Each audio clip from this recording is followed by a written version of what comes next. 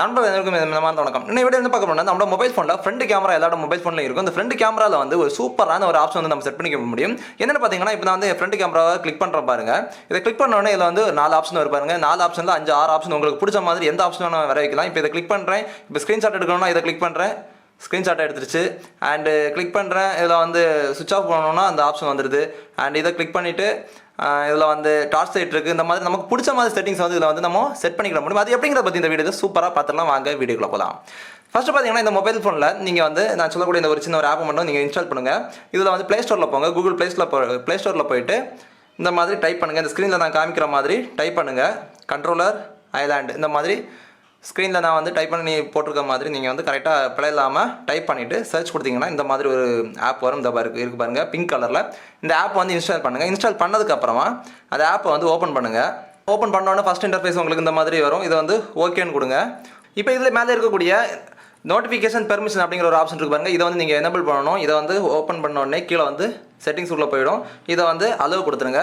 Allow கொடுத்ததுக்கப்புறமா allow கொடுக்குறேன். Allow கொடுத்ததுக்கப்புறமா மறுபடியும் back வந்துருங்க. பேக் வந்ததுக்கப்புறமா அடுத்து கேமரா பெர்மிஷன் இருக்கும். இதே வந்து கிளிக் பண்ணிவிட்டு ஃபஸ்ட்டு கூடிய ஆப்ஷனை கிளிக் பண்ணிடுங்க.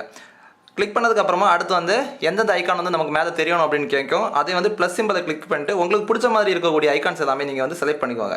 இப்போ நான் இதில் வந்து ஒரு சில ஐக்கான்ஸ் வந்து நான் செலக்ட் பண்ணுறேன். லாக் ஸ்க்ரீனு அண்டு இந்த மாதிரி ஒரு சில இது நான் கிளிக் பண்ணுறேன். உங்களுக்கு எத்தனை வேணுமோ அது எல்லாமே கூட நீங்கள் செட் பண்ணிக்க முடியும். அடுத்து இருக்கக்கூடிய ஒரு சில விஷயங்கள் வந்து நீங்கள் பண்ணி பாருங்கள்.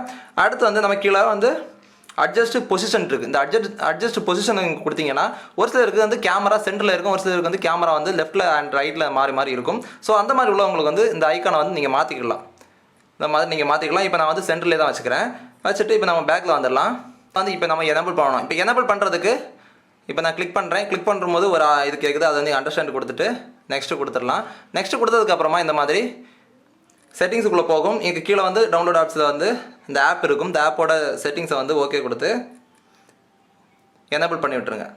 இவ்வளோ பண்ணிட்டோன்னா முடிஞ்சிருச்சு. இப்போ நம்ம எல்லாமே ஃபுல்லாக பேக்கில் வந்துட்டோன்னா இங்கே எனேபிள் ஆகிடுச்சு. இப்போ நம்ம ஃபுல்லாக பேக்கில் வந்துட்டோன்னா இப்போ நமக்கு ஆக்டிவேஷன் ஆகிடுச்சு. இப்போ மேலே இருக்கக்கூடிய அந்த கேமராவோட இதை நான் கிளிக் பண்ணுறேன்.